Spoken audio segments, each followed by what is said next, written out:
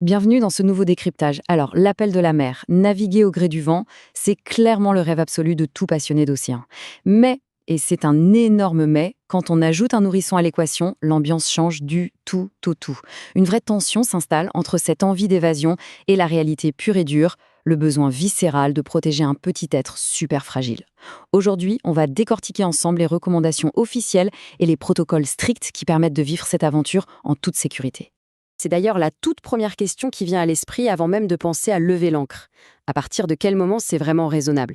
Eh bien, il faut savoir qu'aucun texte de loi ne fixe un âge minimum pour embarquer un bébé. Zéro. La seule règle légale, c'est d'avoir un gilet adapté. Par contre, du côté des pros, que ce soit les pédiatres ou les moniteurs de voile, les directives sont extrêmement claires. On ne s'improvise pas loup de mer à 3 mois, c'est une certitude. Parce qu'il ne faut pas se mentir, un bateau, ce n'est pas un salon flottant. C'est un environnement hyper dynamique. Le vent, les vagues, le soleil qui tape, le bruit assourdissant des moteurs, les voiles qui claquent, tout est en mouvement perpétuel. Et dans cet espace hyper confiné, un bébé un peu curieux peut se retrouver en danger en une fraction de seconde. C'est exactement pour ça que les protocoles de sécurité ne sont pas juste de bonnes idées, ce sont des nécessités absolues. Au menu de notre analyse aujourd'hui, l'âge idéal pour embarquer, le choix crucial du gilet, les règles de vie sur le pont, la gestion redoutable du soleil et du froid, et enfin les petits défis bien spécifiques à la voile. Allez, on attaque tout de suite. Première étape de notre checklist, l'âge idéal et la maturité physique du bébé. Alors, de 0 à 6 mois, on oublie le grand large. On reste sagement au port, bateau, amarre et hoquet. Pourquoi? Tout simplement parce qu'avant 6 mois, le système de thermorégulation d'un bébé est beaucoup trop immature pour affronter la mer. Le moindre petit coup de vent ou d'embrun peut le refroidir dangereusement en un clin d'œil. Ensuite, entre 6 et 12 mois, on peut commencer de toutes petites balades de moins de 2 heures et uniquement sur des plans d'eau d'huile. L'autonomie, ça se gagne vraiment année après année. On passe à notre deuxième point qui est sans doute le plus vital, le choix du gilet de sauvetage. Et là, il y a un chiffre magique à retenir absolument. 100 newtons. C'est la flottabilité minimale, le minimum syndical exigé pour un équipement destiné à un bébé. Pourquoi ce chiffre précis? C'est purement mécanique. Cette force est indispensable pour garantir qu'un nourrisson tombé à l'eau, même inconscient, soit automatiquement retourné sur le dos en quelques secondes. C'est littéralement ce qui trace la ligne entre une grosse frayeur et une vraie tragédie. Mais attention, ces fameux 100 newtons ne servent strictement à rien sans ce détail qui change absolument tout, la sous-cutale. C'est cette petite sangle qui passe entre les jambes. Si on l'oublie, avec l'impact de l'eau et la poussée d'Archimède, boum, le gilet remonte direct et glisse par-dessus la tête du bébé. C'est la pièce maîtresse du gilet, sans ça, le système de sécurité est totalement annulé. D'ailleurs, l'erreur ultra classique, c'est d'acheter le gilet en fonction de l'âge. Surtout pas. Ça se choisit strictement selon le poids de l'enfant. 3 à 10 kg, 10 à 20 kg, etc. Un gilet un tout petit peu trop grand et ça ne retournera pas le bébé. Il faut aussi traquer la fameuse norme européenne EN ISO 1242-4, choisir une couleur bien flashy comme le jaune ou l'orange fluo pour le repérer direct dans l'eau et vérifier qu'il y a un grand col appui-tête pour lui maintenir la tête hors de l'eau. Troisième partie de notre décryptage, les règles de vie sur le pont et les barrières physiques. Là, la règle d'or est non négociable. Le gilet, c'est tout le temps. Tant que le bébé est sur le pont, il le garde. Même au mouillage, même si l'eau ressemble à un miroir parfait. Et surtout, il ne faut jamais croire que les filières, ces petits câbles métalliques qui font le tour du bateau, vont servir de barrière de sécurité pour un bébé. Il peut glisser en dessous en un quart de seconde. Donc la consigne est simple. Soit un adulte le tient fermement en permanence, soit il est sanglé dans un siège spécifique bien fixé au bateau.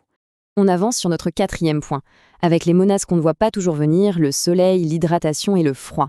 C'est ce qu'on appelle la fameuse règle de 3 de l'environnement marin.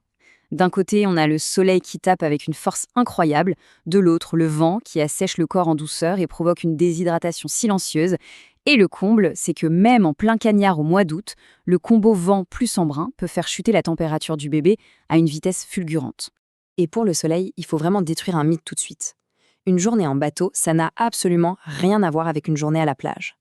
Sur l'eau, le pont tout blanc du bateau et la surface de la mer font un effet miroir monumental. C'est l'effet d'albédo.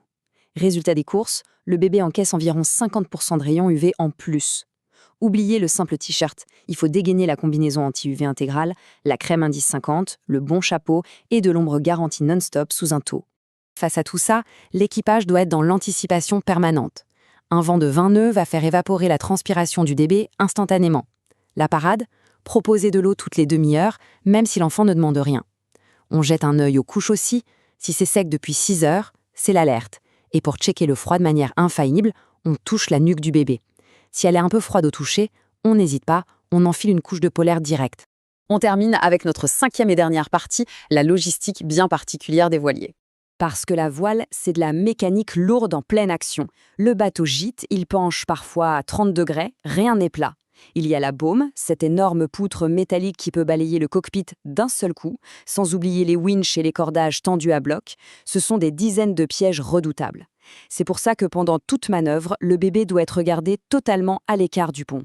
Alors, où est-ce qu'on le met? Le point central de cette stratégie, c'est la cabine.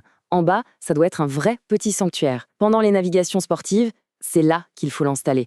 Un lit parapluie super bien calé ou une couchette avec des bons gros filets anti-chute. De cette façon, même si le bateau vire de bord brutalement, l'enfant est totalement protégé des chocs et de la folie du pont. Mais avant de larguer les amarres, il y a un truc qu'on oublie 9 fois sur 10, le fameux test en piscine. On équipe le bébé avec son gilet, on ajuste tout, on n'oublie pas la sous-cutale, et plouf, on va dans l'eau avec lui. Le but de l'opération, c'est de vérifier en conditions réelles que ce gilet précis retourne bel et bien cet enfant-là. Il n'y a pas de secret, c'est le seul et unique moyen de s'assurer que le matériel fera le job le jour J. Et tout ça illustre parfaitement un point sur lequel tous les experts s'arrachent les cheveux. Les bouées, les jolis brassards, les petits bateaux gonflables, on oublie complètement. C'est très sympa pour la pataugeoire, mais en pleine mer, c'est un zéro pointé niveau survie.